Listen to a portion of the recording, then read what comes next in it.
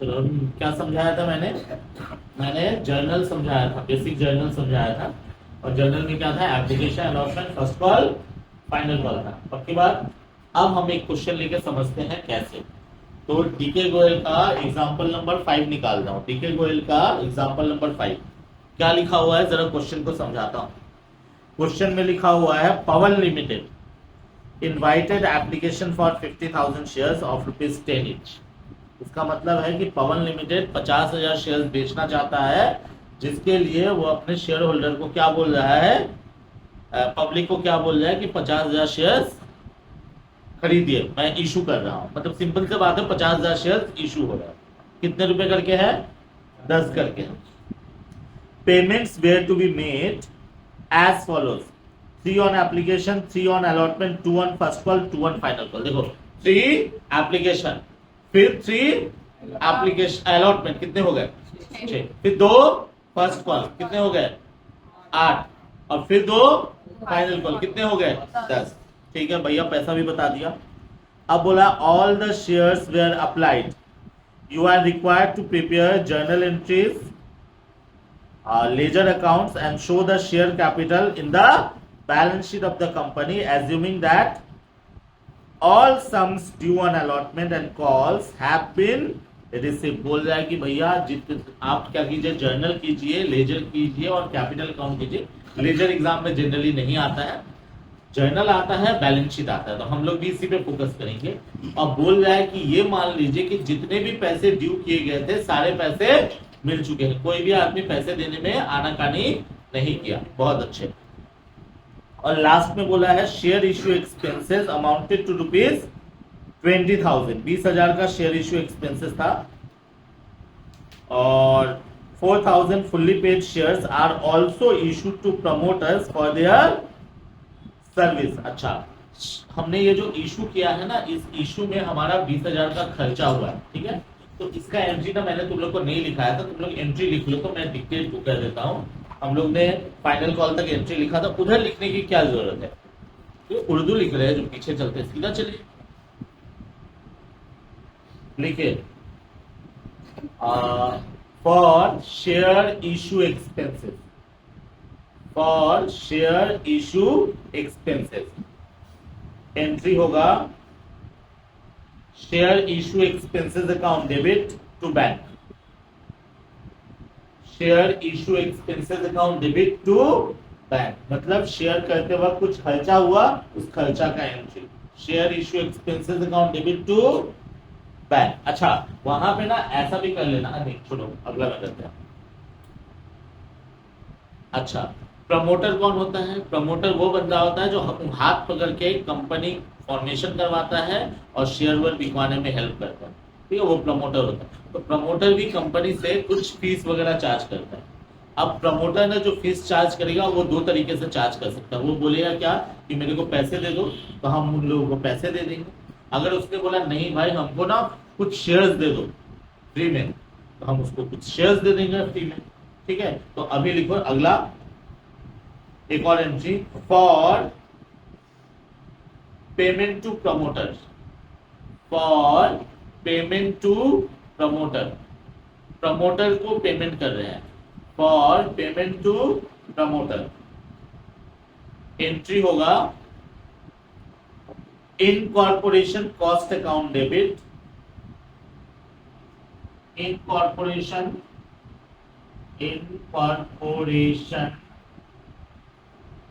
Cost account debit to, अगर उसको cash दे रहे हैं तो बैंक लिखे, अगर कैश देके बैंक लिखे। कैश बोलने का मतलब कैश ट्रांजेक्शन, लेकिन कैश में कभी कैश मतलब नोट पे हम लोग नहीं करते, हम लोग हमेशा ऑनलाइन ट्रांजेक्शन ही करते हैं। तो टू बैंक करेंगे या फिर टू शेयर कैपिटल करेंगे। मतलब जो प्रमोटर है वो या तो तेरे से पैसे लेगा या फिर तेरे से शेयर लेगा। अगर पैसे लेगा तो ये एंट्री, शेयर लेगा तो ये वाला पोर्शन लिखेंगे। हमारी बात समझ में आ रही है? हमने ये वाला एंट्री कर लिया। अब एक बात है कि ये जो शेयर इश्यू एक्सपेंसेस है और कौन सा प्रमोटर का एक्सपेंस है, तो खर्चा है ना, खर्चा कहाँ जाना चाहिए? खर्चा हमेशा at the end profit and loss account में जाना चाहिए। तो हम लोग लास्ट में एक एंट्री करेंगे, statement of PL account debit, of PL account debit to share issue expenses to incorporation cost. ये एंट्री हम लोगों को लास्ट में एडिशनली करना पड़ेगा। क्यों? जितना भी खर्चा है वो कहां चला जाता है? हमेशा स्टेटमेंट ऑफ पीएल। इसका मतलब अगर मान लो सिर्फ शेयर इशू एक्सपेंसेस है तो वो शेयर इशू एक्सपेंसेस का एंट्री मारोगे share issue expenses to bank, और फिर तब क्या करोगे? Statement of PL to share issue expenses. Incorporation cost है तो क्या करोगे sir? Incorporation cost to bank या शेयर कैपिटल, फिर क्या करोगे? Statement of PL to incorporation cost. और अगर दोनों है तो ऊपर दोनों एंट्री मारो और फिर ये वाला एंट्री करो। हमारी बात समझ में आ रही है? चलिए वापस से क्वेश्चन में आते हैं। क्वेश्चन में क्या कहानी हुआ है? क्वेश्चन में हुआ है हमारे पास हमने कितना शेयर इशू किया है? 50,000 शेयर इशू किया है, और क्वेश्चन में कहीं ये नहीं बता रहा है कि हमारे पास 50,000 से ज्यादा शेयर आया या 50,000 से कम शेयर आया। ठीक है, तो हम लोग यही मानेंगे कि हमारे पास 50,000 शेयर ही आया, मतलब ना कुछ एक्स्ट्रा है ना कुछ कम है। हमारी बात समझ में आ रही है? चलिए तो एंट्री करेंगे। एंट्री करते हैं। कितना नंबर क्वेश्चन? इलस्ट्रेशन 5 क्या? पवन लिमिटेड जर्नल करते हैं। अब जर्नल करेंगे, जर्नल का फॉर्मेट अपना बना लेना, मैं ऐसे ही बना। सबसे पहले क्या हो गया? एप्लीकेशन का पैसा आएगा। जो मैंने जो तुम लोगों को जर्नल लिखाया ना वो हमारा स्टेप भी है। तो सबसे पहले क्या होगा? एप्लीकेशन का पैसा आएगा। क्या लिखेंगे हम लोग? Entry bank account debit to, अच्छा कुछ बोला है क्या? इक्विटी है या प्रीफरेंस है? कहीं भी कुछ नहीं मेंशन है। हम लोग मान लेते हैं कि इक्विटी है। ठीक है, तो हम लोग क्या लिखेंगे? टू इक्विटी शेयर क्या? Application account. अच्छा बता दो कितना शेयर पे एप्लीकेशन हमको आया है? हम 50,000 शेयर मार्केट में इशू कर रहे थे, कहीं भी क्वेश्चन में नहीं बोला है कि ज्यादा आया या कम आया। इसका मतलब कितना शेयर्स पे एप्लीकेशन आया होगा? 50,000 शेयर्स पे ही एप्लीकेशन आया होगा। बोलो सही बात है। और हमारा सिस्टम क्या था? 3+3+2+2। एप्लीकेशन पे 3, एप्लीकेशन पे अलॉटमेंट पे 3, फर्स्ट कॉल पे 2 और फाइनल कॉल पे भी क्या होगा? 2 होगा। पक्की बात है? ये क्वेश्चन में बताया हुआ, ये हम अपनी तरफ से कभी भी नहीं कर सकते हैं। तो हमने क्या किया? ये कर लिया। 50,000 शेयर इनटू क्या करेंगे? आया कितना? 1,50,000। 1,50,000। अच्छा दूसरा बात, क्या रिफंड का एंट्री हम लोग करेंगे? रिफंड का एंट्री नहीं करेंगे। रिफंड का एंट्री हम लोग तभी करते हैं जब हमारे पास कुछ एक्स्ट्रा शेयर्स आता है। हमारे पास एक भी एक्स्ट्रा शेयर्स नहीं आया, इसलिए रिफंड का एंट्री नहीं करेंगे। तो रिमेनिंग क्या हो जाएगा? रिमेनिंग वही 50,000 हमारी रिमेनिंग हो जाएगा, क्योंकि कुछ भी रिफंड नहीं हुआ। तो हम लोग क्या करेंगे? उसको कहाँ भेजेंगे?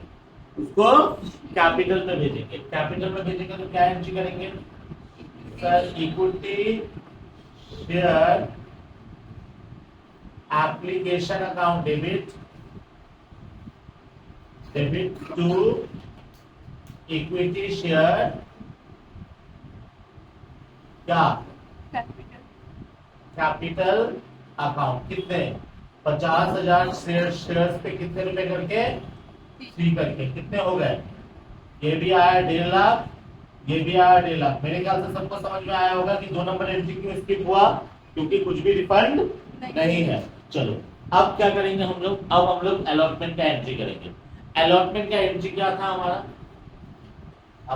अच्छा ये सारे एंट्री ना हम लोगों को अपने एंट्री का सीक्वेंस के हिसाब से करना है और एंट्री याद रख लेना है।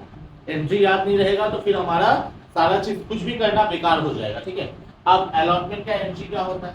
अलॉटमेंट का एंट्री होता है equity share allotment account debit to equity share capital account. अच्छा क्वेश्चन में कहीं भी नहीं बोला है कि ऐड प्रीमियम या ऐड डिस्काउंट, ऐसा कुछ नहीं बोला है। इसका मतलब क्वेश्चन कौन सा वाला है? ऐड पार वाला है।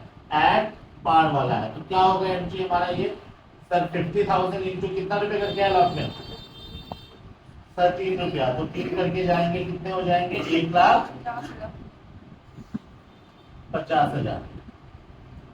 चलिए अब क्या होगा? अब अलॉटमेंट का पैसा आएगा। अलॉटमेंट का पैसा आएगा तो क्या करेंगे हम लोग? Bank account debit to equity share allotment account. कितने हो जाएंगे ये? 50,000 इंटू, क्योंकि सारे लोगों ने अगर पैसे दे दिए हैं तो हमने जितना ड्यू किया होगा उतने पैसे ही तो हमारे पास आए होंगे। तो हमने ड्यू किया 1.5 लाख रुपया और हमारे पास पैसे कितने आए होंगे? वो भी हमारे पास 1.5 लाख रुपया ही आए होंगे। अब क्या करेंगे हम लोग? 5 नंबर में फर्स्ट कॉल को ड्यू करेंगे। सिंपल स्टेप में चलेंगे। फर्स्ट कॉल को ड्यू करेंगे तो क्या एंट्री लिखाया था तुम लोगों को? Equity share first call account debit to equity share capital account. कितने सर? 50,000 शेयर्स पे कितने रुपए करके? 2 करके। कितने हो जाएंगे? 2 कहां से आया सर? ये रहा फर्स्ट कॉल का अमाउंट। तो हमारे पास कितने आ जाएंगे? 1,00,000। ये हमने ड्यू किया, अलॉटमेंट ड्यू किया। अब अलॉटमेंट ड्यू होने के बाद हमारे पास क्या होगा? फर्स्ट कॉल का, सॉरी अलॉटमेंट ड्यू बोल जाओ, क्या किया मैंने? फर्स्ट कॉल ड्यू किया। क्या किया मैंने? First call. अब फर्स्ट कॉल ड्यू होने के बाद मेरे पास क्या आएगा? पैसा आएगा। पैसा क्या आएगा मेरे पास? फर्स्ट कॉल का पैसा आएगा। फर्स्ट कॉल का पैसा आएगा तो क्या जर्नल एंट्री लिखाया था तुम लोगों को? Bank account debit to equity share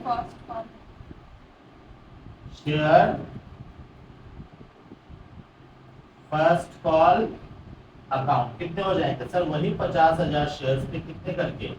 2 करके। आया कितना सर? 1,00,000 रुपया आया सर। 1,00,000 रुपया। अब सेम कहानी वापस से करेंगे। तो सर तुम लोग ना नरेशन अपना उससे कर लेना, हाँ क्या बोलते हैं, एग्जाम्पल को थोड़ा फॉलो कर लेना। हाँ अब क्या होगा? हम लोग फाइनल कॉल मनी ड्यू करेंगे। फाइनल कॉल मनी ड्यू करेंगे तो क्या एंट्री होगा? बताओ जल्दी से देखिए। Equity share final call account debit to equity share capital. कितने सर? 50,000 इंटू क्या होगा सर? लास्ट वाला 2 आया। 2 आया कितना? 1,00,000। 1,00,000 ये हमारा हो गया। अब क्या होगा? फाइनल कॉल का पैसा आएगा। फाइनल कॉल का पैसा आएगा तो 8 नंबर में क्या करूंगा मैं sir? Bank account debit to क्या? Share final call account. कितने? 50,000 इंटू कितने? 2। देखो सब अमाउंट इक्वल क्यों हो रहा है? क्योंकि कोई भी आदमी पैसे देने में आनाकानी नहीं कर रहा है। अगले क्लास में मैं सिखाऊंगा कि अगर कोई बंदा पैसा नहीं देता है तो क्या करेंगे। ठीक है, आज में क्या हम लोग सीखने वाले? Normal entries, balance sheet, normal balance sheet, ताकि हम लोग प्रोसेस को पकड़ ले। ठीक है, हम लोगों को अगर इस मंथ में कंप्लीट करना है, इसका मतलब ये नहीं कि हम लोग टॉपिक स्किप करके जा सकते हैं। ठीक है, तो जो लाइन है वही लाइन से चलेगा। तो कितने हो गए ये हमारे? 1,00,000। तो अगर मैं शेयर इशू का एंट्री बोलूं तो शेयर इशू का एंट्री पूरा कंप्लीट हो चुका है। अब कंप्लीट होने के बाद अब क्या होगा? यहाँ पे 2 ट्रांजेक्शन हुआ है। शेयर इशू एक्सपेंसेस हुआ है और प्रमोटर को पैसा दिया गया है ना। शेयर इशू एक्सपेंसेस कितने रुपए थे? देखो तो क्वेश्चन में 20,000 था क्या? तो उसका क्या एंट्री मैंने लिखाया था sir? Share issue expenses account debit to bank. कितने रुपए पेमेंट किए थे बेटा? 20,000 रुपए किए थे पेमेंट। अब प्रमोटर को कितना पैसा दिया था हमने? प्रमोटर को पैसा नहीं दिया था, 4,000 शेयर्स दिया था। हमने कितना दिया था? 4,000 शेयर। शेयर देगा तो क्या एंट्री होगा? Incorporation cost account debit to equity share capital share capital कितना बेटा 4000 शेयर दिया और ये डायरेक्टली लमसम में जाएगा, ये डायरेक्टली किस में जाएगा लमसम में। कितने हो जाएंगे ये 40,000 40,000। चलो उसके बाद मैंने क्या बताया था कि अगर हमारा शेयर इश्यू एक्सपेंसेस या फिर इनकॉर्पोरेशन कॉस्ट होगा तो हम लोग उसको क्या करेंगे स्टेटमेंट ऑफ पीएल से एडजस्ट कर लेंगे। तो क्या हो जाएगा मेरा statement of PL account debit to क्या करेंगे share issue expenses to incorporation